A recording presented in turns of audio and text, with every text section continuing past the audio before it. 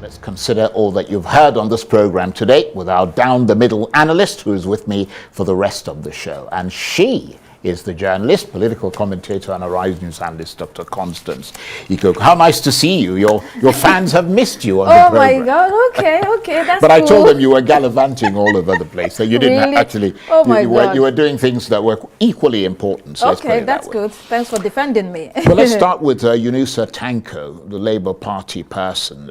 Some unclarity, if you like, about what exactly the position is. I mean, we had the former president of the Bar Association weighing in there, Dr. Elisa Abakoba, suggesting that there is an abide principle, Right. which is the right of the courts to apply. What are your thoughts on all that? Well, to the layman, it seems unclear and confusing. And, you know, I'm glad that Mr. Olisobakaba's son intervened and sent that text message. At the same time, it seems that the Labour Party has a rational position in questioning the court regarding the CTC. If the PDP has received theirs, so they should receive theirs as well.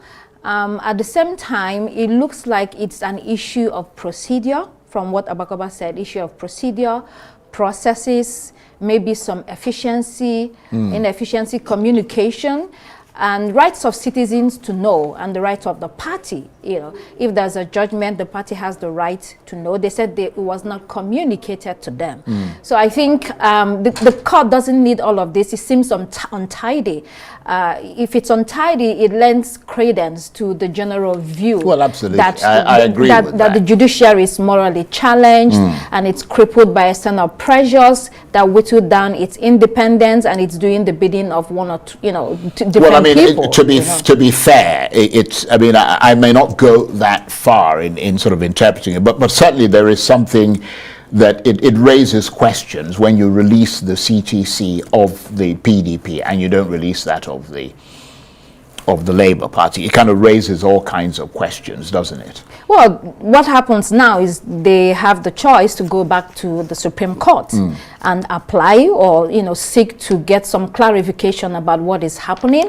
I think there they can then sort it out. Well, they said they've written twice to the Labour Party well, within the last month. Well, and they have to nothing's go. happened. They have to go back to the Supreme Court. Then the Supreme Court owes it to the party and to Nigerians to communicate and explain what exactly is happening. If not, you know, the narrative that, you know, they're not independent and they're not for Nigerians, you know, it just digs in. And there was, of course, moving on from there, Jesutega Onopasa of the APC. I mean, I'd love to have him sitting side by side with Dino Melaye. It would be an interesting one to see, wouldn't it? Yes, I mean, Dino Melaye's call for a boycott. A boycott is a civil action that is used as a tool in, you know, civilized and democratic societies for good cause, you know, for people who, you know, perceive injustices and, you know, discontent and dissatisfied with the political system. However, I think that the critics of Dino Melaye would assert or say that he lacks the political credential to move this kind of idea because he's given to rabble-rousing, and so he might not be able to pull it off. At the same time, some might say, oh, you know, the messenger doesn't matter. It is the message that is the bigger issue. Do we need to boycott a system that looks like it doesn't work in the interest of people? And then how do you do that? The problem then is that not everybody agrees.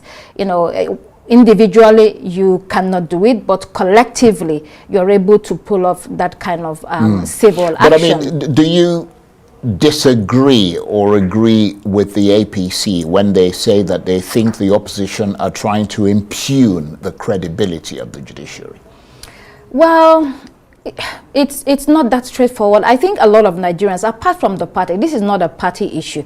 Yes, the parties disagree with the judiciary, but when you listen to Nigerians generally, as a whole, I think there's that feeling that the judiciary, its independence and power is sleeping. I mean, when you look at, you know, the current political situation and try to analyze it, you know, you look at the political class, you know, the ruling elite, for instance, you analyze their behavior, it can be likened to Tasmanian devils. It seems like their reason death is to cause confusion, to cause chaos, and to cause destruction.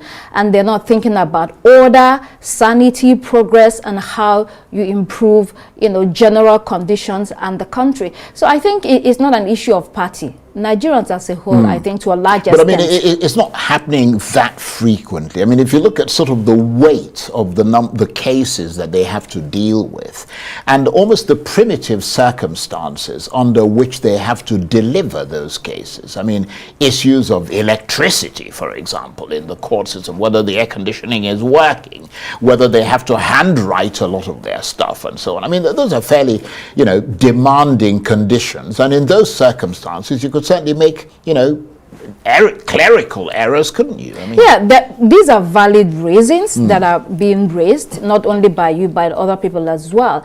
We know that the judiciary has serious challenges, but you have to talk about it and then to address it. Of course, there is the issue of executive intimidation, executive pressure, insufficient infrastructure, inadequate funding. So all of this combined to affect, the judgments, the delays in resolution of cases, the questionable judgments, and even limited justice in so many areas, especially the local areas. So these are real problems.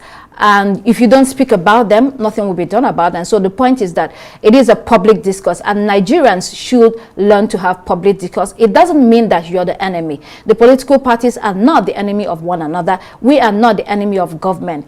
These are issues that we talk about as citizens of the country in the hope that we can clean them out so that we can have a better society. That's a very important point, and thank you very much indeed for making it. Dr. welcome. Constance Ikoku is, of course, a journalist and a Rise News analyst, and she is what's talking to me there? I was. On this auspicious occasion. That's it for this edition of Arise Prime Time. Join us again tomorrow from me and the entire team here in Abuja and Kaduna. Bye-bye, and thank you for watching.